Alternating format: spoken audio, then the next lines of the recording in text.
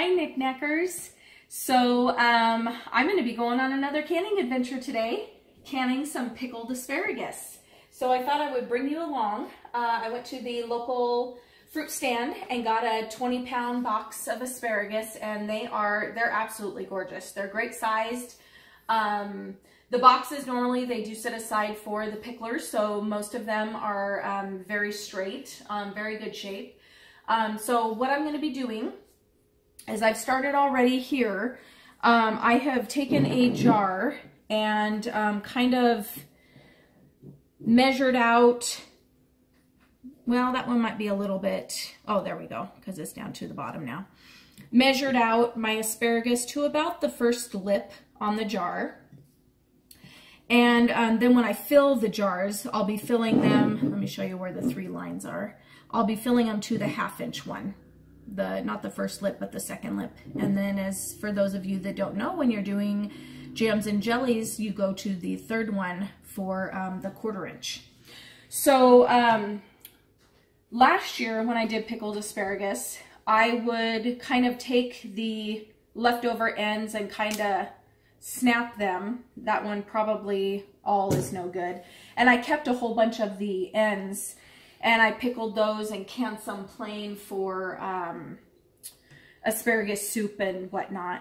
But I have a bunch of that left over. So this year, all of my ends are just going to go in the compost pile. So I'm going to keep cutting these and throwing them in my sink of cold water. And then once my jars are clean, my asparagus is cut, and I have my brine made, I will bring you back and we will assemble the asparagus into the jars.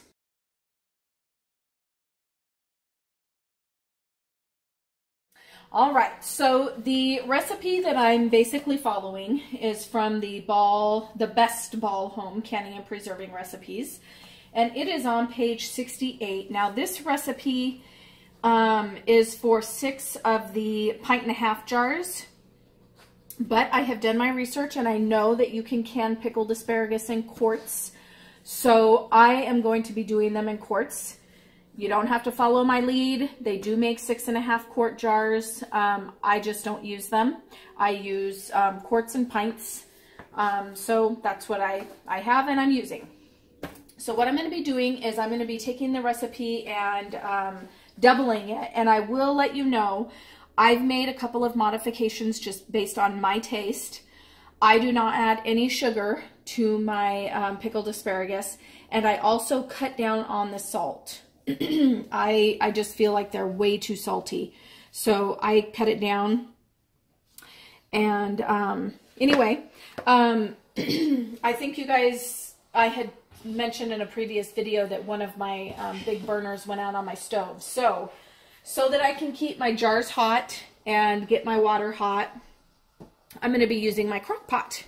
So let's go ahead and put in, it's going to call for 5 cups of vinegar. Oops, sorry, baby. I don't mean to pull your hair. So I'm going to put in my 5 cups.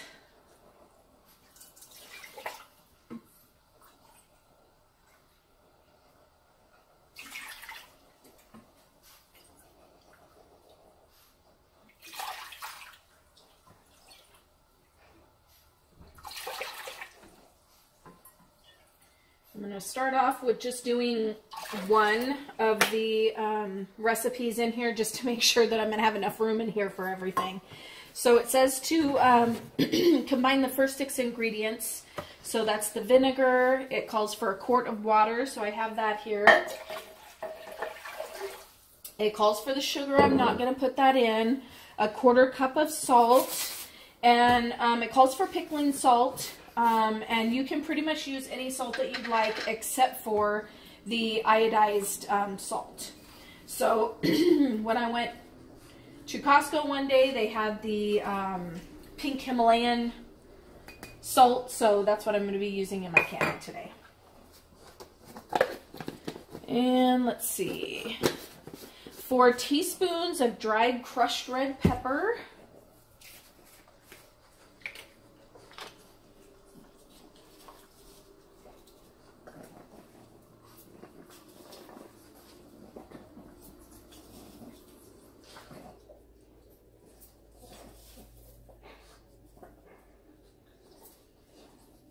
And 2 teaspoons of pickling spice.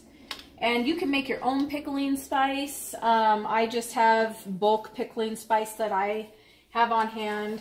There are things in here that I don't care for.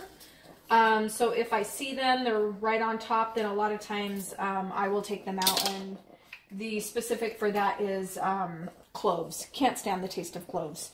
But it came in the pickling spice that I got, and not much I can do about that. So let's see, that's it for that. So I'm going to go ahead and I'm going to put in a double batch of that because I think that's what I'm going to need to do my 7 quarts of the pickled asparagus. And I won't bring you along for that because you just saw me do the 1 batch. So now it is time to start stuffing our jars. So I've started stuffing this one here. And then what I'll do is I'll go through and I'll go around and try to fit as many as I can. Looks like I might be able to fit some more if I can make some room in there. Let me get over here and get another one.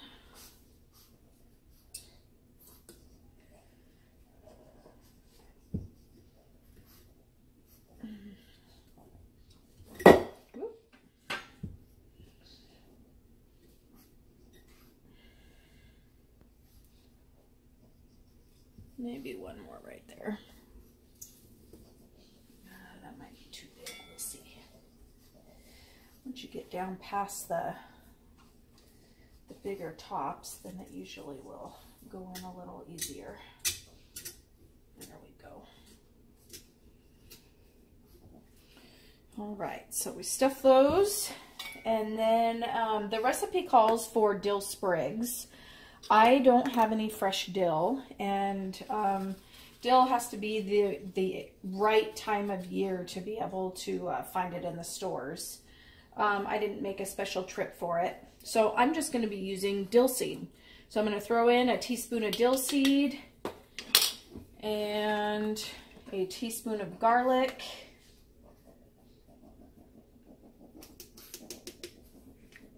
And then we're just going to start filling it with the broth. The brine, not the broth.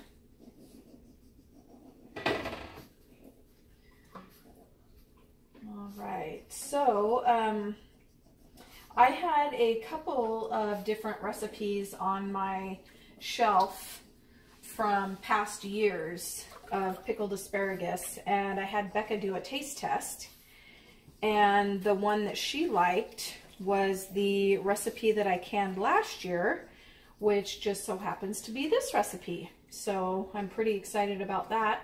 Although last year, to be honest with you, I'm not sure that I put in the pickling spice, because I was looking at the jars and it didn't look like I had any pickling spice in there. I could see the dill seed, I could see the red pepper flakes, but not any of the pickling spice. And I did include that in this year's. So now, let's see how much luck we have. Still have to get the air bubbles out, because just like with anything else, can be air bubbles trapped in there. So I want to make sure that we go around and try and get all of those out.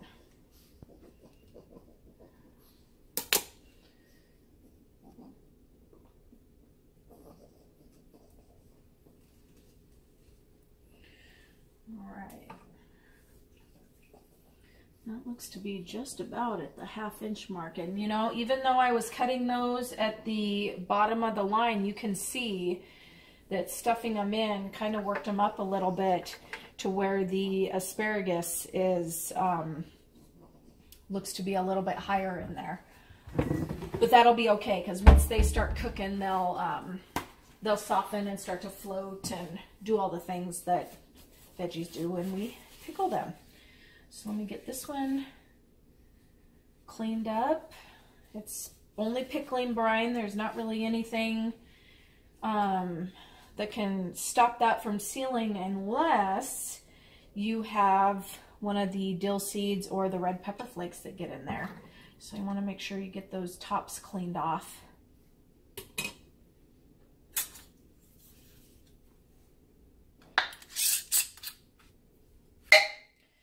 And there is our first jar. Let me find my jar lifters. Right there. Look at that. Looks pretty good. All right, we'll get those in the hot water. And I'll start working on the next one and bring you back when they're all full.